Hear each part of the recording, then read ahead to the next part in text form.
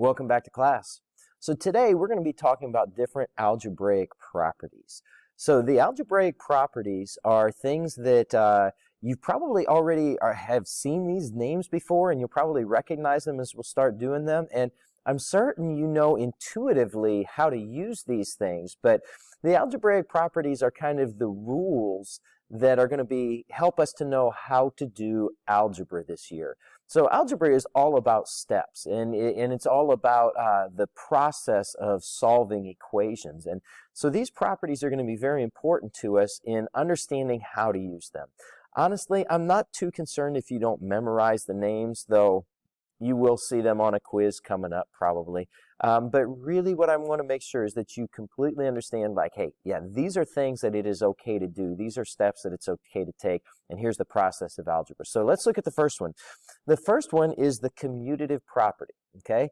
The commutative property says that the order of numbers doesn't matter if it is all addition or if it is all multiplication. So the commutative property of addition and the commutative property of multiplication. Order doesn't matter if it is all addition or all multiplication. So let's look at this. First problem is 2 times 17 times 5. Here's why we would want to use this, because I recognize something. I recognize that it's all multiplication, so I can do this in any order. I can rewrite it however I want. And if I take 2 times 5 times 17, well, 2 times 5 is 10. And 10 times 17, I know, is 170. Okay, that's not bad at all. So we can do that. Let's look at the next one. 4 times 3 times 25. Well, 12 times 25 is going to be pretty hard for me. But what if I rewrite this, because it's all multiplication, so that I can do that? 4 times 25 times 3, because I know 4 times 25 is 100.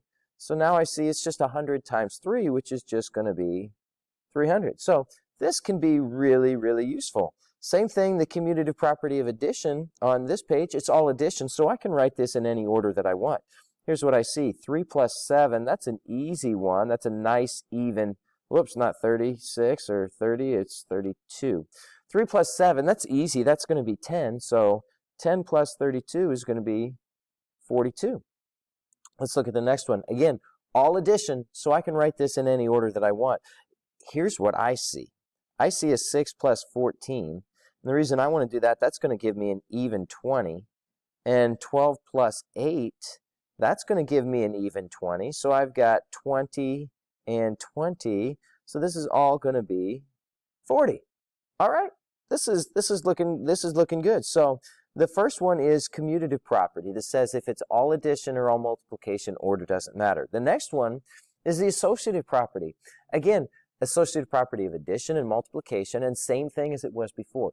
If it's all addition or all multiplication, parentheses don't matter in the associative property. So let's look at this.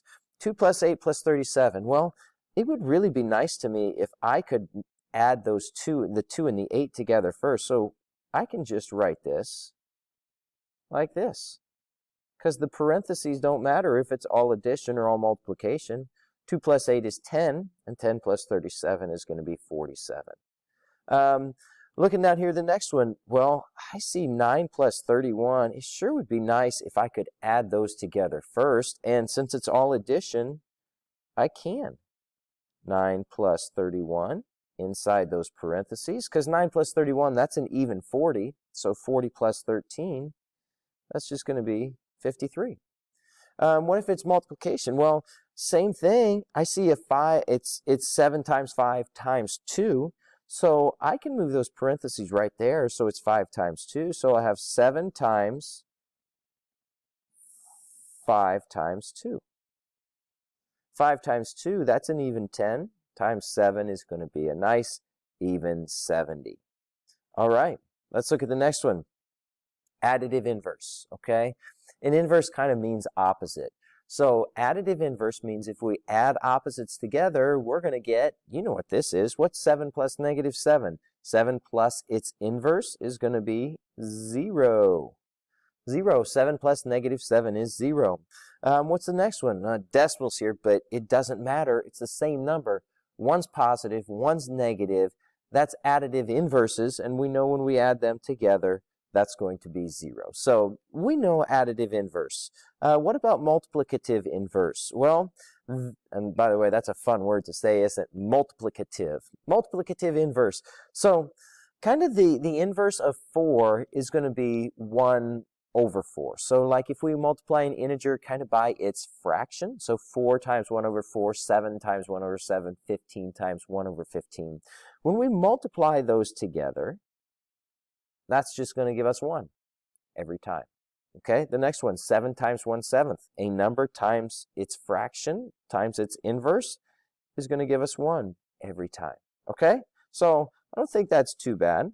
Now, identity properties. So what's your name? What's your name? Well, I had a friend when I was in college, and his name was Darren, but we didn't call him Darren. We called him his nickname. We called him Doc, right?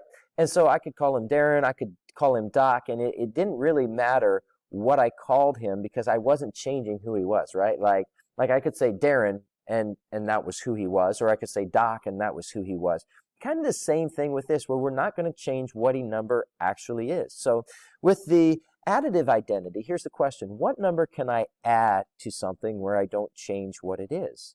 Where that number that I add still stays the same? Well, if I add 0 to something, it's not going to change, right? So like this top one, 8 plus 0, we know that's just 8. So I added something, but I didn't change it. It's the additive identity. The next one, 5 times 1. Well, 1 is the multiplicative identity, because if I multiply by 1, I'm not changing the value of that number. 5 times 1 is still 1. Okay, now what about this next one, 7 times -1? Well, 1 is the identity, so 7 times -1 is just going to be 7. But we have a negative number in there, right? One negative is going to make it negative. So 7 times -1 is going to be negative. Looks like that was it. Hey, you guys have a great day.